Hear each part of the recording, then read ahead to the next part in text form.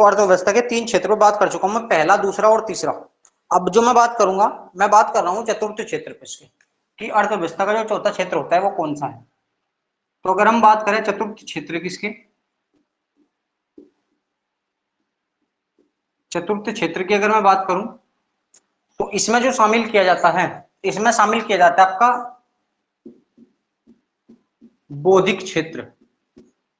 जो बौद्धिक क्षेत्र है उस क्षेत्र को शामिल किया जाता है इसमें, या फिर मैं कह दूं तथा, अगर मैं ये कहूं तथा जो बौद्धिक बौद्धिक गतिविधियां हैं, जो बौद्धिक गतिविधियां होती है हमारी, बौद्धिक गतिविधियां जो है हमारी, उन गतिविधियों को उसमें शामिल किया जाता है। बौद्धिक गतिविधियों को शामिल किया जाता है, शामिल किया जाता है, किया जाता है। अगर मैं बात करूं कि जी ये है क्या, कि बौद्धिक जो क्षेत्र है हमारा वो क्या है, या बौद्धिक गतिविधियां क्या है हमारी, अगर हम इसके बारे में बात करें तो इसमें जो हमारे शामिल होते हैं, इस क्षेत्र में जो हमारा चौथे सेक्टर में हमारा शामिल होता है, तो इसमें हम शामिल जो करते हैं, इसमें जो हम शामिल करते हैं, इसमें शामिल होते हैं हमारे, जैसे अगर मैं बात करूं जो हमारे आईटी क्षेत्र है, जो आईटी सेक्टर है हमारे, उस आईटी सेक्टर को उसमें शामिल किया जाता है। जो हमारे आईटी सेक्टर है उसे शामिल किया जाता है इसमें। अगर मैं कहूं तो जैसा, अगर दूसरी और बात करूं मैं, तो इसमें जो शामिल हो सकता है हमारा, जिसमें शामिल हो सकता है हमारा research and development, research and development, research and जो डेवलपमेंट वाला भाग है, रिसर्च एंड डेवलपमेंट वाला भाग भी इसमें शामिल किया जाता है। जो रिसर्च वगैरह करी जाती है हमारे देश में किसी भी के माध्यम से भी, तो वो सभी भी कहाँ शामिल होते हैं आपके, वो आपके इसी क्षेत्र में शामिल होते हैं, चौथे वाले में ही, चतुर्थ क्षेत्र में ही शामिल किए जाते हैं। उसके बाद हमारी जो बात आती है वो बात आती है पंचमी क्षेत्र की, कि जो हमारा पांचवा क्षेत्र होता है वो पंचम क्षेत्र है हमारा, उसमें क्या शामिल होता है। जो पंचम क्षेत्र है हमारा, पंचम क्षेत्र जो है हमारा अर्थव्यवस्था का, उसमें क्या शामिल होता है। तो यदि हम पंचम क्षेत्र की बात करें, बेटा कोई दिक्कत तो नहीं हो रही ना अभी किसी को आवाज में, एक बार चेक कर लो किसी को कोई दिक्कत तो नहीं है।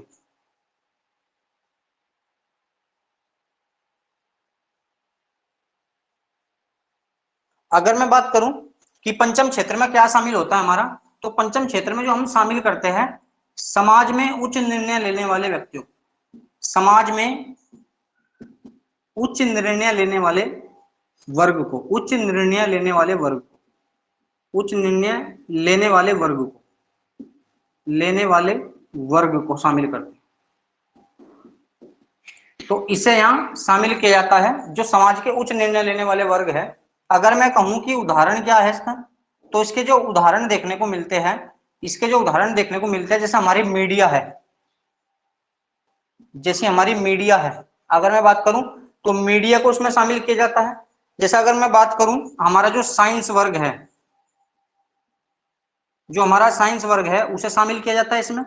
तीसरा अगर मैं बात करूं, इसमें जो हमारी यूनिवर्सिटी है, यूनिवर्सिटी जो होती है हमारी, यूनिवर्सिटी को भी इसी में ही शामिल किया जाता है, कि ये वे व्यक्ति है या वो वर्ग है जो समाज में उच्च निर्णय लेते हैं हमारे, इसे जो शामिल किया जाता है आपका, वो पांचवे या पंचम क्षेत्र में शामिल किया जाता है अर्थव्यवस्था का। तो ये 5 क्षेत्र बड़े प्रसिद्ध होते हैं अर्थव्यवस्था के, जो मैंने बताया आपको। लेकिन इसमें से जो सबसे इंपोर्टेंट क्षेत्र है वे 3 हैं, प्राथमिक, द्वितीय और तृतीय क्षेत्र, जिनके बारे में मैं कल बात कर चुका हूं कि कौन कौन सी चीज उसमें शामिल होती है, अर्थव्यवस्था में कितनी भागीदारी उनकी है और कितने नहीं, कितना श्रमिक बल उसमें लगा हुआ है, उन सभी के बारे में हमने कल बात कर ली थी। चतुर्थ क्षेत्र जो मैंने बताया है, चतुर्थ क्षेत्र में मैंने बता दिया कि बौद्धिक क्षेत्र या फिर आपकी बौद्धिक जो गतिविधियां है वो इसमें शामिल की जाती है। अगर हम बात करें तो बौद्धिक क्षेत्र में मैंने बता दिया आईटी सेक्टर शामिल होते हैं इसमें। और दूसरी अगर मैं बात करूं तो इसमें रिसर्च एंड डेवलपमेंट वाला जो भाग है हमारा, जो भी अपने रिसर्च वगैरह करते हैं देश में, तो वो भी शामिल किसमें होते हैं आपके, वो क्षेत्र भी इसमें शामिल होता है आपका चतुर्थ क्षेत्र में। उसके बाद अगर हम बात करें तो पंचम क्षेत्र की अगर मैं बात करूं, पंचम क्षेत्र की अगर हम बात करें तो पंचम क्षेत्र में जो शामिल होता है, जो समाज में उच्च निर्णय लेने वाला वर्ग है, जो समाज में उच्च निर्णय लेने वाला वर्ग जो है उसे शामिल किया जाता है आपका पंचम क्षेत्र में। अगर मैं बात करूं जैसे मीडिया, मैंने कहा कि मीडिया इसमें शामिल होती है। अगर मैं बात करूं इसमें आपका जैसे साइंस शामिल होता है इसमें, जैसे अगर हम बात करें तो यूनिवर्सिटी शामिल होती है। तो ये सभी क्षेत्र इसमें शामिल किए जाते हैं, ये सभी क्षेत्र इसमें शामिल होते हैं। अगर मैं बात करूं तो ये 5 क्षेत्र थे हमारी अर्थव्यवस्था के, या किसी भी अर्थव्यवस्था के यही 5 क्षेत्र हो सकते हैं। छठा क्षेत्र भी माना जाता है, छठे क्षेत्र में जो आते हैं आपकी वो आधारभूत आता है। आधारभूत संरचनाएं क्या है? आधारभूत क्षेत्र होता है जो, अगर मैं ये कहूं कि जिस पर दूसरे व्यवसाय स्थित हो, जिस पर दूसरे व्यवसाय स्थित हो उसे छठे क्षेत्र में रखा जाता है। लेकिन 5 बड़े इंपॉर्टेंट है जिनके बारे में मैंने तुम्हें बता दिया कि किस किस में क्या शामिल किया गया है। चलेंगे उसके आगे बढ़ेंगे, उस आगे देखते हैं। ये तो हमने बात की अर्थव्यवस्था के क्षेत्र के बारे में। अब जो हम बात करेंगे वो बात करेंगे अर्थव्यवस्था के प्रकार के बारे में कि अर्थव्यवस्था के प्रकार कौन कौन से हैं। ये अर्थव्यवस्था के क्षेत्र हुए, ये तो थे अर्थव्यवस्था के क्षेत्र हमारे 5। अब जो मैं बात करूंगा अर्थव्यवस्था के प्रकार की। अर्थव्यवस्था के प्रकार, अर्थव्यवस्था के प्रकार, अर्थव्यवस्था के प्रकार। तो इस प्रकार में अगर हम बात करेंगे तो हम इसे 3 आधार पर देखते हैं। इसे हम 3 आधार पर देखेंगे अर्थव्यवस्था के प्रकार को। पहला जो देखेंगे हम वो देखेंगे नियंत्रण के आधार पर अर्थव्यवस्था के प्रकार। नियंत्रण के आधार पर अर्थव्यवस्था के प्रकार, के आधार पर अर्थव्यवस्था के प्रकार, अर्थव्यवस्था के प्रकार, इसके बारे में हम बात करेंगे। दूसरे जो हम बात करेंगे वो हम बात करेंगे कि मूल्य के आधार पर, मूल्य के आधार पर, मूल्य के आधार पर अर्थव्यवस्था, अर्थव्यवस्था। तो हम मूल्य के आधार पर अर्थव्यवस्था को देखते हैं। तीसरा जो हम बात करेंगे यहां वो देखेंगे विदेशी व्यापार के आधार पर, विदेशी व्यापार के आधार पर अर्थव्यवस्था, विदेशी व्यापार के आधार पर, के आधार पर अर्थव्यवस्था के प्रकार, अर्थव्यवस्था के प्रकार, अर्थव्यवस्था के प्रकार। तो ये हम शामिल, ये 3 आधार पर हम ये देखेंगे कि जो अर्थव्यवस्था है उसके प्रकार क्या क्या है और किस आधार पर क्या मान्य किया जाता है। पहले मैंने कहा कि नियंत्रण के आधार पर देखेंगे हम, नियंत्रण के आधार पर अर्थव्यवस्था कितने प्रकार की है और अगर वे प्रकार है उनमें क्या क्या स्थिति हो सकती है अर्थव्यवस्था में। दूसरी जो हम बात करेंगे, दूसरी बात करेंगे मूल्य के आधार पर बात करेंगे कि मूल्य के आधार पर अर्थव्यवस्था क्या है। तीसरी जो हम बात करेंगे वो बात करेंगे हम विदेशी व्यापार के आधार पर अर्थव्यवस्था के प्रकार, विदेशी व्यापार के आधार पर अर्थव्यवस्था के प्रकार। तो इनके बारे में हम देखेंगे अभी। तो हम पहली बात कर ले रहे हैं नियंत्रण के आधार पर अर्थव्यवस्था के प्रकार। पहली जो मैं बात करूंगा वो बात करेंगे नियंत्रण के आधार पर अर्थव्यवस्था के प्रकार, नियंत्रण के आधार पर अर्थव्यवस्था के प्रकार, नियंत्रण के आधार पर, के आधार पर अर्थव्यवस्था के प्रकार, अर्थव्यवस्था के प्रकार, इसके बारे में हम बात करेंगे। अगर हम बात करें कि नियंत्रण के आधार पर अर्थव्यवस्था कितने प्रकार की है तो ये 3 प्रकार की होती है। और हम पहली जो बात करें तो पहली होती है पूंजीवादी, पहली जो होती है आपकी वो होती है पूंजीवादी अर्थव्यवस्था, पूंजीवादी अर्थव्यवस्था, अर्थव्यवस्था पहली जो है वो है पूंजीवादी अर्थव्यवस्था। अगर मैं पूंजीवादी अर्थव्यवस्था की बात करूं कि ये सिद्धांत जो दिया है वो किस व्यक्ति ने दिया है, जो पूंजीवादी अर्थव्यवस्था है ये सिद्धांत जो है ये किस व्यक्ति ने दिया है, तो दिया है ये सिद्धांत किसने आपका, ये सिद्धांत देने वाले व्यक्ति रहे आपके एडम स्मिथ। एडम स्मिथ जो है उन्होंने ये सिद्धांत दिया है, एडम स्मिथ ने ये सिद्धांत दिया है कि पूंजीवादी अर्थव्यवस्था के बारे में। अगर मैं बात करूं कि ये है क्या, इसकी विशेषता क्या होती है पूंजीवादी अर्थव्यवस्था की, इसकी विशेषता क्या है पूंजीवादी अर्थव्यवस्था की, तो उसकी विशेषता ये होती है कि इस व्यवस्था में या इस अर्थव्यवस्था में, इस अर्थव्यवस्था में उत्पादन पर नियंत्रण जो होगा, उत्पादन पर नियंत्रण जो होगा वो निजी व्यक्तियों का होता है, निजी व्यक्तियों का, या फिर अगर मैं कहूं निजी उद्योगों का नियंत्रण होता है, उद्योगों का होता है, निजी व्यक्ति या उद्योगों का होता है। क्या? जो नियंत्रण होगा किस पे? उत्पादन पे। अगर हम बात करें तो उत्पादन पे ये माना जाता है कि उत्पादन पे जो नियंत्रण है वो किसका होता है आपका? वो निजी व्यक्तियों का होगा। ये तो निजी व्यक्तियों का नियंत्रण है। या फिर दूसरी अगर मैं बात करूं, या फिर निजी उद्योगों का जो नियंत्रण है वो इसका उत्पादन पर माना जाता है। किसमें? पूंजीवादी अर्थव्यवस्था में। पूंजीवादी अर्थव्यवस्था में अगर मैं बात करूं कि इस अर्थव्यवस्था का उद्देश्य क्या होता है, तो इस अर्थव्यवस्था का जो उद्देश्य होता है, इस अर्थव्यवस्था का जो उद्देश्य होता है वो उद्देश्य होता है आपका लाभ कमाना। लाभ कमाना, लाभ कमाना जो होता है वो इसका उद्देश्य होता है इस अर्थव्यवस्था का। भाई अगर मैं ये कहूं, अगर हम किसी देश में उत्पादन जो है, उस उत्पादन की जिम्मेदारी जो है, उस उत्पादन की जिम्मेदारी किसी एक प्राइवेट व्यक्ति को दे दे, प्राइवेट उद्योग को दे दे, तो वो प्राइवेट व्यक्ति क्या चाहेगा? वो प्राइवेट व्यक्ति तो ये चाहेगा ना कि भाई मुझे तो ज्यादा से ज्यादा प्रॉफिट हो, ज्यादा से ज्यादा लाभ हो।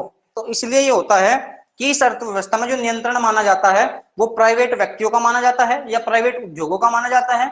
और इसी कारण से उन लोगों का इतना ही उद्देश्य होता है इस अर्थव्यवस्था में कि मैं क्या कर सकूं, मैं अधिकतम लाभ अर्जित कर सकूं इस अर्थव्यवस्था के अंदर। तो मैंने बता दिया इसकी विशेषता क्या होती है। निजी व्यक्तियों का या फिर निजी उद्योगों का नियंत्रण होता है इसके उत्पादन पर। जो भी उत्पादन पूरे इनके देश में उनकी अर्थव्यवस्था में होगा उस पर ये सिद्धांत देने वाले व्यक्ति रहे एडम स्मिथ। और अगर मैं बात करूं इनका जो उद्देश्य है वो उद्देश्य क्या होता है आपका? लाभ अर्जित करना इनका उद्देश्य होता है। लाभ अर्जित करना इनका उद्देश्य होता है। तो ये स्थिति होती है इसकी। अगर मैं बात करूं कि कौन से देश मिलते हैं इसमें शामिल जो होते हैं आपके, तो इसके जो उदाहरण देखने को मिलते हैं हमें, अगर मैं इसके उदाहरण की बात करूं तो इसके उदाहरण देखने को मिलते हैं जिसमें शामिल होते हैं हमारा जैसा आपका अमेरिका, यूएसए, अमेरिका, या फिर हमारा कनाडा शामिल होता है इसमें, कनाडा शामिल होता है।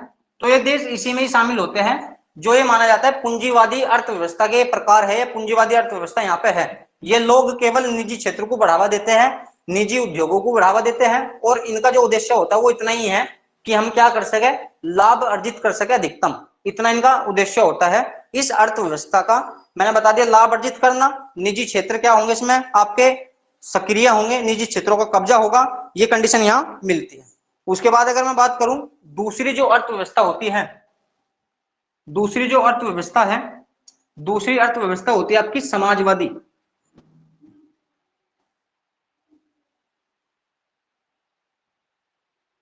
दूसरी अर्थव्यवस्था जो होती है हमारी वो होती है समाजवादी। समाजवादी अर्थव्यवस्था होती है हमारी दूसरी।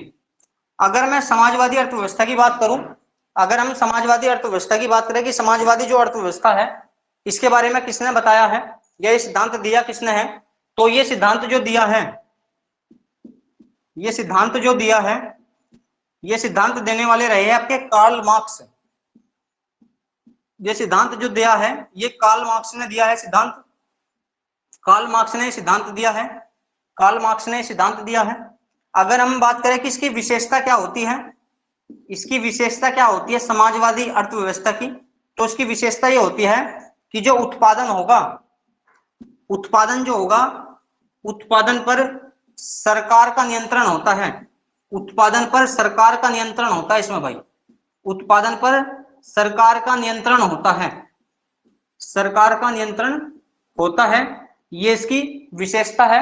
जो समाजवादी अर्थव्यवस्था है उसमें उत्पादन पर सरकार का नियंत्रण होता है। उसके बाद अगर मैं बात करूं, अगर मैं बात करूं कि तीसरी स्थिति क्या है, तीसरी स्थिति क्या है, तो तीसरी स्थिति में अगर हम बात करें कि इसका उद्देश्य क्या है, तो इसका जो उद्देश्य है, अगर हम इसके उद्देश्य की बात करें कि उद्देश्य क्या है इसका, तो इसका उद्देश्य होता है कि समाज में कल्याण करना या कल्याण करना जो उद्देश्य होता है इसका, इसका उद्देश्य होता है कल्याण करना। कल्याण करना किसका? समाज का, समाज का कल्याण करना इसका उद्देश्य होता है जो समाजवादी अर्थव्यवस्था है। क्यों? अगर मैं बात करूं तो इसका कारण ये है कि इसका जो नियंत्रण है, मैंने कहा उत्पादन का जो नियंत्रण है, उत्पादन का नियंत्रण होता है मैंने कहा सरकार का। तो सरकार अपने हिसाब से क्या करती है, आपके मूल्य निर्धारित कर देती है और मूल्य ऐसे रखे जाएंगे ताकि लोगों को कोई भी वस्तु खरीदने या बेचने में कोई दिक्कत ना हो। इसी कारण जो उद्देश्य माना जाता है कि समाजवादी जो अर्थव्यवस्था है उसका उद्देश्य माना जाता है क्या करना, आपका कल्याण करना इसका उद्देश्य माना जाता है।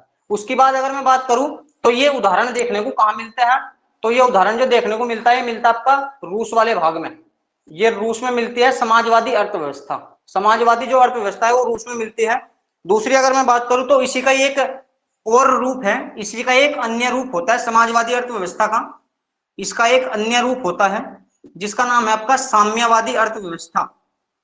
साम्यवादी अर्थव्यवस्था, साम्यवादी अर्थव्यवस्था इसी का एक अन्य रूप होता है, अर्थव्यवस्था इसी का ही रूप होता है ये भी। अगर मैं बात करूं साम्यवादी की विशेषता क्या होती है, तो साम्यवादी की विशेषता ये मानी जाती है इसमें जो सरकार होती है आपकी वो निरंकुश हो जाती है थोड़ा सा।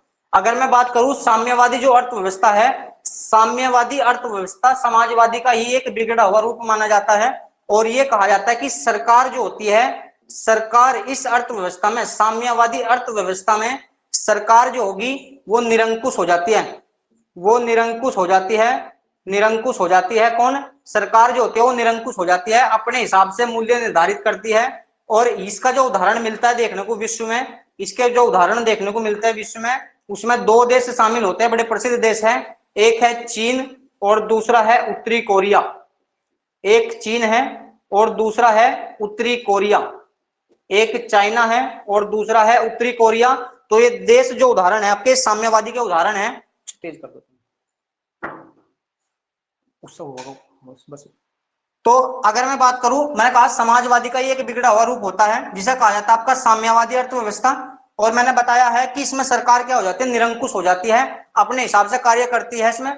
अगर मैं बात करूं तो इसके उदाहरण जो देखने को मिलते हैं आपके, वो चाइना है, वो चाइना है और ये उत्तरी कोरिया इसके उदाहरण है। केवल समाजवाद का उद्देश्य जो है मैंने बता दिया कल्याण करना होता है, कोई लाभ अर्जित करना इसका उद्देश्य नहीं होता। और ये सिद्धांत देने वाला व्यक्ति रहा आपका कार्ल मार्क्स, कार्ल मार्क्स ने इसका सिद्धांत दिया है, और ये जो लागू होता है आपका रूस में लागू होता है। तो ये दो अर्थव्यवस्था हुई हमारी, समाजवादी और पूंजीवादी। उसके बाद जो तीसरी अर्थव्यवस्था है हमारी, तीसरी अर्थव्यवस्था हमारी मिश्रित अर्थव्यवस्था। तीसरी अर्थव्यवस्था जो है हमारी वो है मिश्रित अर्थव्यवस्था।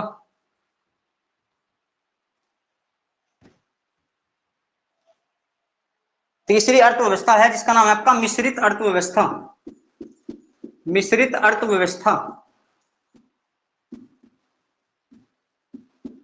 अगर हम मिश्रित अर्थव्यवस्था की बात करें कि मिश्रित अर्थव्यवस्था की स्थिति क्या है, तो पहली चीज तो इसका जो सिद्धांत दिया है, इसका जो सिद्धांत दिया है, इसका सिद्धांत देने वाला व्यक्ति रहा है आपके जे.एम. किन्स। इसका सिद्धांत दिया है जे.एम. किन्स ने, या फिर इसका जो पूरा नाम है वो नाम है आपका John Maynard Keynes. John Maynard Keynes, John Maynard Keynes, इस व्यक्ति ने इसका सिद्धांत दिया है। अगर मैं बात करूं कि इसमें स्थिति क्या है, इसकी विशेषता क्या है, तो इसकी विशेषता ये होती है कि इसमें सरकार के साथ साथ निजी क्षेत्र का भी हस्तक्षेप होता है। अगर मैं बात करूं तो उत्पादन में, उत्पादन में सरकार के साथ साथ, सरकार के साथ साथ, सरकार के साथ साथ निजी क्षेत्र का, निजी क्षेत्र का भी हस्तक्षेप होता है, भी हस्तक्षेप होता है। तो दोनों का हस्तक्षेप होता है। अगर मैं उदाहरण की बात करूं कि जो उदाहरण कैसे है, तो अगर हम बात करते हैं, जैसे दो उदाहरण देखने को मिलते हैं। अगर मैं बात करूं, एक कंपनी हमारे यहाँ जिसका नाम है आपका बीएसएनएल, बीएसएनएल है। अगर हम बात करें तो सरकारी कंपनी है, सरकारी कंपनी है। दूसरी अगर मैं बात करूं तो एक कंपनी है ओएनजीसी, ओएनजीसी जो हमारा पेट्रोलियम वगैरह निकालने के लिए कार्य करती है। दूसरी अगर मैं कंपनी की बात करूं तो इस साइड में अगर हम बात करें, जैसे इधर बीएसएनएल जो है आपका वो नेटवर्किंग कंपनी है, ऐसे इस साइड में जो है हमारी वो जियो है, जियो है। लेकिन ये कैसी कंपनी है, ये निजी कंपनी है। और अगर मैं इनकी बात करूं तो ये कैसी है हमारी, ये सरकारी कंपनी है, ये सरकारी कंपनी है। तो सरकारी और निजी दोनों क्षेत्र काम करते हैं मिश्रित अर्थव्यवस्था में। ओएनजीसी मैंने बता दिया जैसे पेट्रोलियम उत्पादन के लिए कार्य करता है, तो हमारी रिलायंस कंपनी भी पेट्रोलियम उत्पादन के लिए कार्य करती है, लेकिन निजी कंपनी है, लेकिन निजी कंपनी है। तो इस साइड में दो कंपनी मैंने लिखी जो सरकार के रूप में कार्य कर रही है, सरकारी क्षेत्र में शामिल होती है। और इस साइड में दो कंपनी जो है हमारी जियो और रिलायंस, ये दोनों की दोनों प्राइवेट कंपनी है जो प्राइवेट क्षेत्र में कार्य करती है। तो इसलिए ये कहा जाता है कि जो मिश्रित अर्थव्यवस्था है, उस मिश्रित अर्थव्यवस्था में आपकी जो सरकार है उसका भी नियंत्रण होता है किस पे, उत्पादन पे, और दूसरा जो निजी क्षेत्र होता है उसका भी नियंत्रण होता है किस पे, आपका उत्पादन पे। अगर हम बात करें कि इसका उद्देश्य क्या होता है, अगर हम बात करें कि इसका उद्देश्य क्या है, तो इसका जो उद्देश्य है इसका उद्देश्य दोनों होते हैं आपका। इसका उद्देश्य लाभ कमाना भी होता है, लाभ कमाना भी है, और प्लस अगर मैं बात करूं लाभ कमाना भी है और आपका समाज का कल्याण करना भी इसका उद्देश्य होता है। समाज का कल्याण करना, समाज का कल्याण करना भी इसका उद्देश्य है। समाज का कल्याण करना इसका उद्देश्य माना जाता है। अगर मैं बात करूं कि इसके उदाहरण क्या है, कि इसका उदाहरण कौन मिलता है विश्व में देखने को, तो इसका जो उदाहरण देखने को मिलता है तो वो देश है भारत। भारत की जो अर्थव्यवस्था है, भारत की अर्थव्यवस्था आपकी कैसी है, आपकी मिश्रित अर्थव्यवस्था है। और ये सिद्धांत देने वाले व्यक्ति जो रहे आपके जॉन मेनार्ड किन्स रहे हैं। कल एक पुस्तक बताई थी मैंने जॉन मेनार्ड किन्स की, बता सकता है कोई? कॉपी में देख कर बता दो पीछे। जॉन मेनार्ड किन्स की एक पुस्तक बताई थी कल मैंने, बोलो।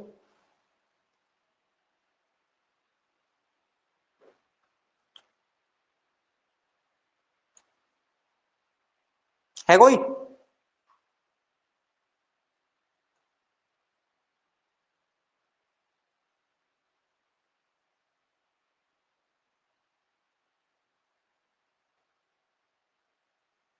बोलो भाई।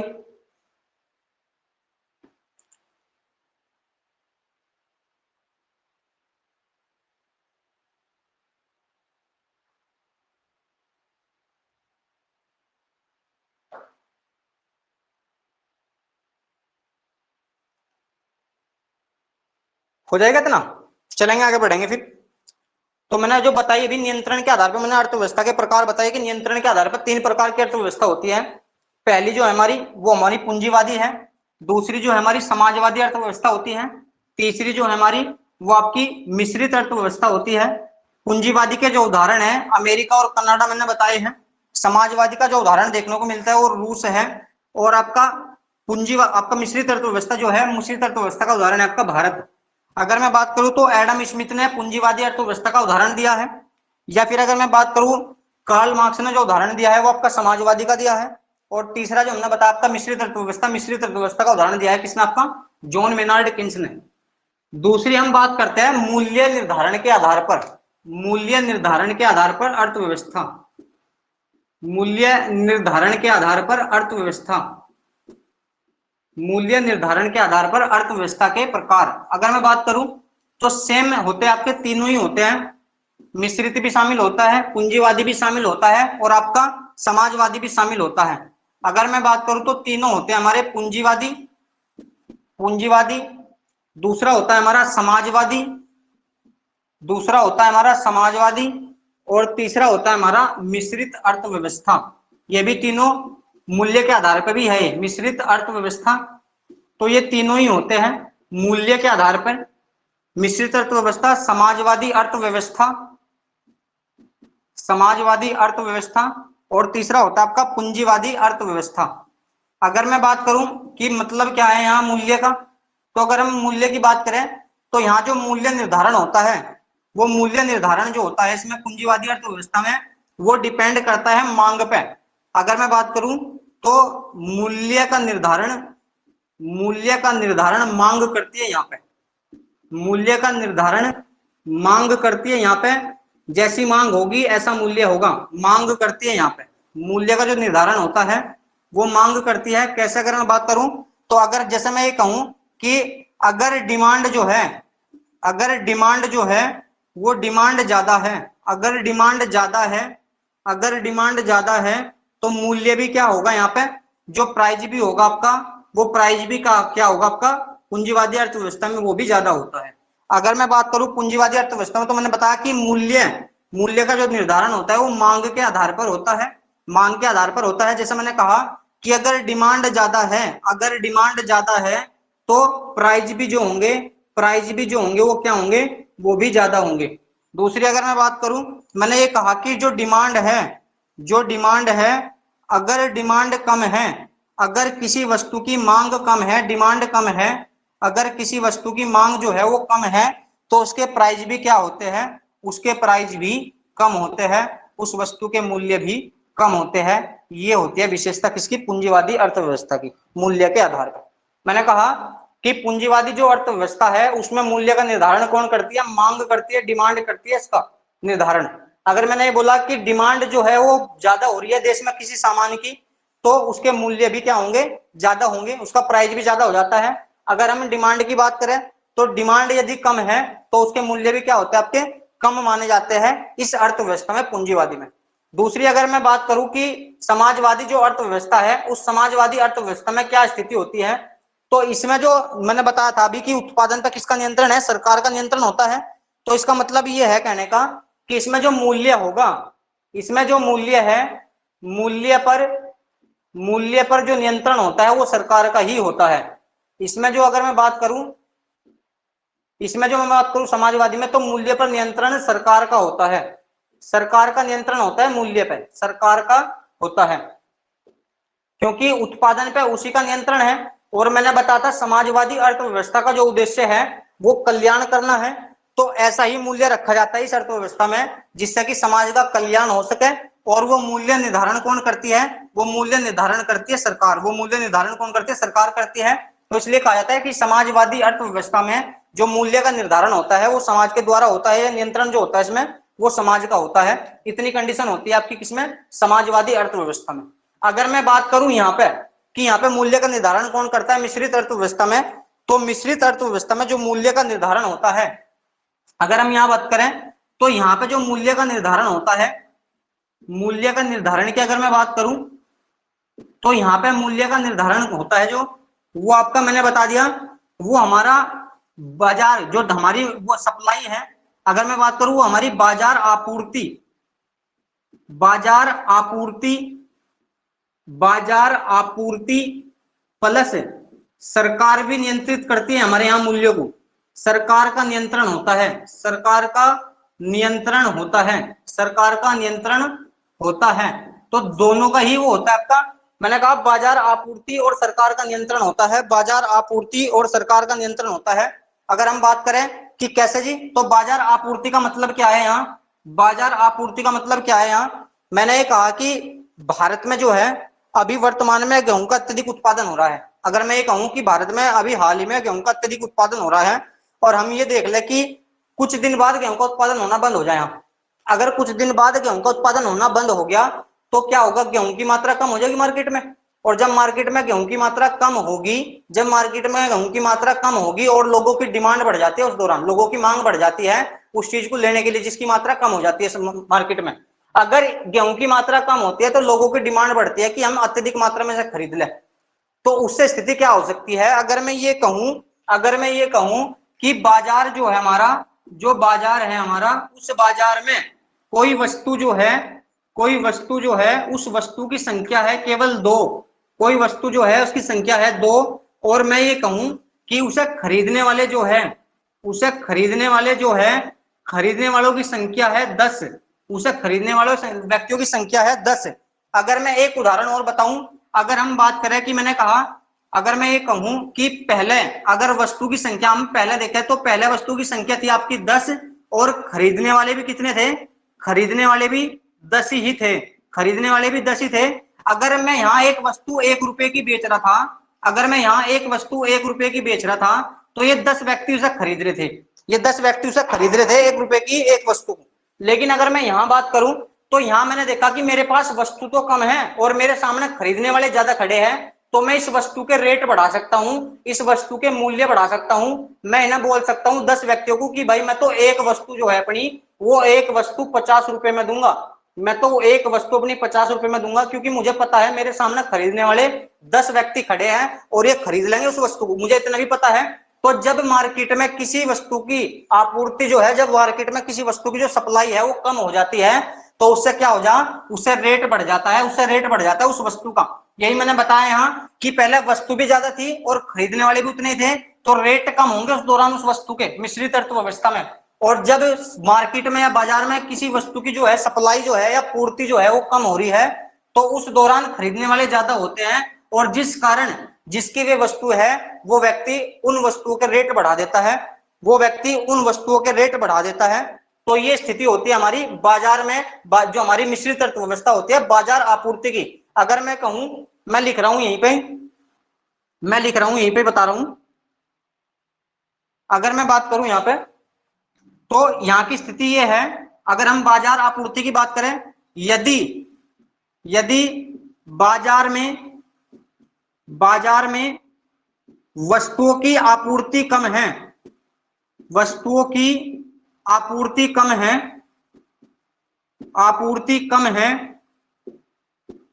है तो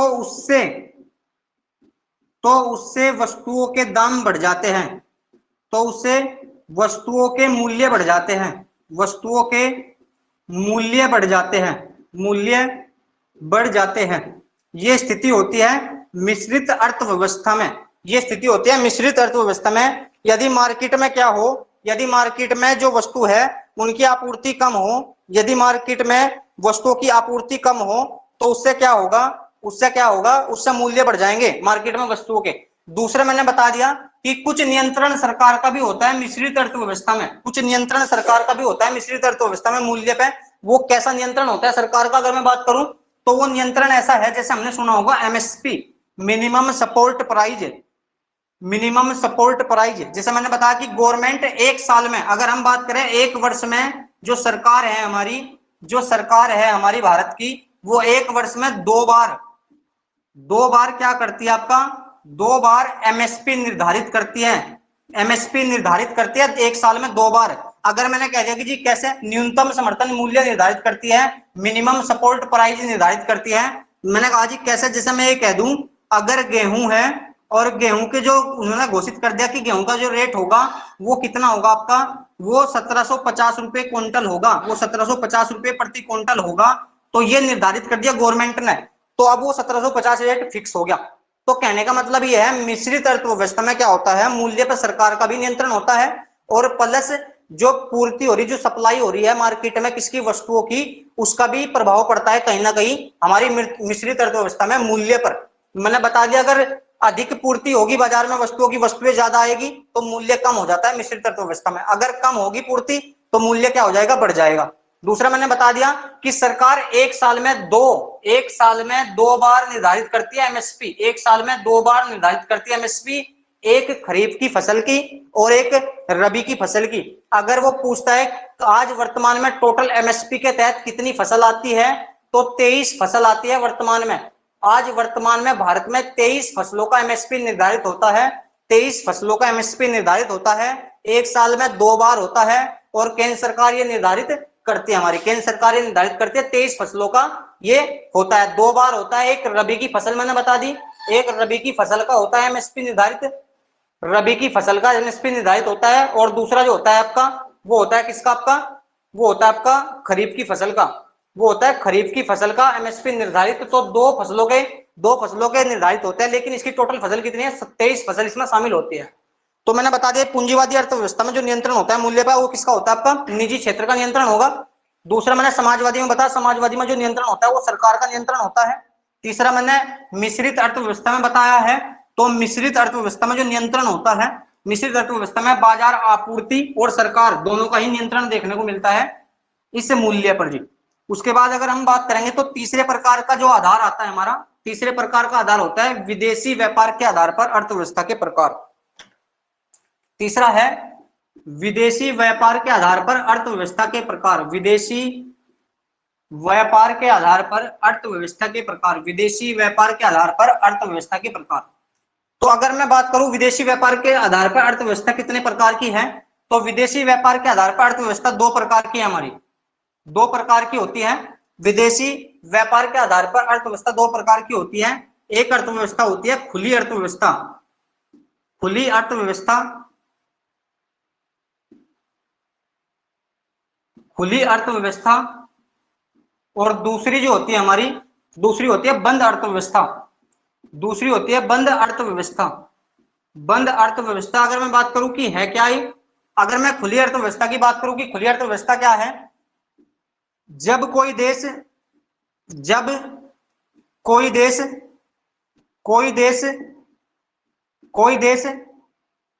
अन्य देशों से आयात और निर्यात करे, आयात और निर्यात करे, आयात और निर्यात करे, निर्यात करे, उसे क्या कहा जाता है आपका, उसे कहा जाता है आपका खुली अर्थव्यवस्था, उसे कहा जाता है खुली अर्थव्यवस्था। जब कोई देश किसी अन्य देश से आयात निर्यात करता है वो खुली अर्थव्यवस्था कहलाती है। और अगर मैं बात करूं, जब कोई देश जब कोई देश जब कोई देश किसी अन्य देश से किसी अन्य देश से किसी अन्य देश से आयात निर्यात न करे आयात निर्यात न करे आयात निर्यात न करे वो अर्थव्यवस्था कहलाती है हमारी बंद अर्थव्यवस्था। वो अर्थव्यवस्था कहलाती है हमारी बंद अर्थव्यवस्था। एक बार आंसर देंगे सब, भारत की अर्थव्यवस्था कैसी है, बंद या खुली? भारत की जो अर्थव्यवस्था है वो कैसी है, बंद अर्थव्यवस्था है या खुली अर्थव्यवस्था है?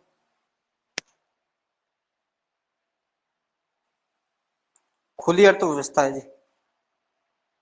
बता सकता है कि कब से भारत की अर्थव्यवस्था खुली अर्थव्यवस्था हुई है? भारत की अर्थव्यवस्था कब से खुली अर्थव्यवस्था हो चुकी है?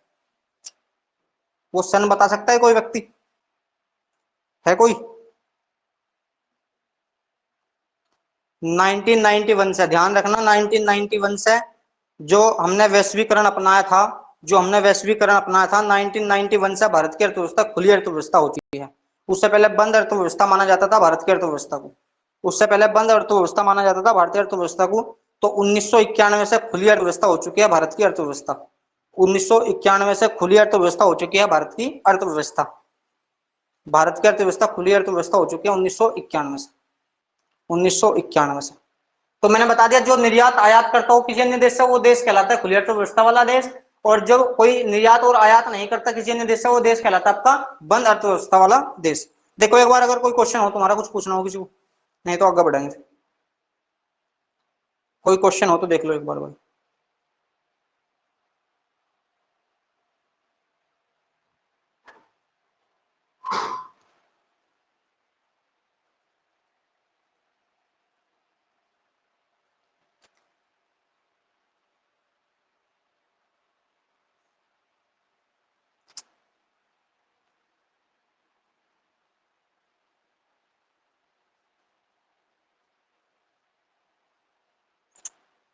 जो सेकंड टाइप है बंद अर्थव्यवस्था वाला, बंद अर्थव्यवस्था वाला, अभी तो हाल ही में कोई ऐसा देश है नहीं कि जो व्यापार ना करता हो किसी अन्य देश से। लेकिन ये स्थिति तब मिलती थी जब, अगर मैं बात करूं,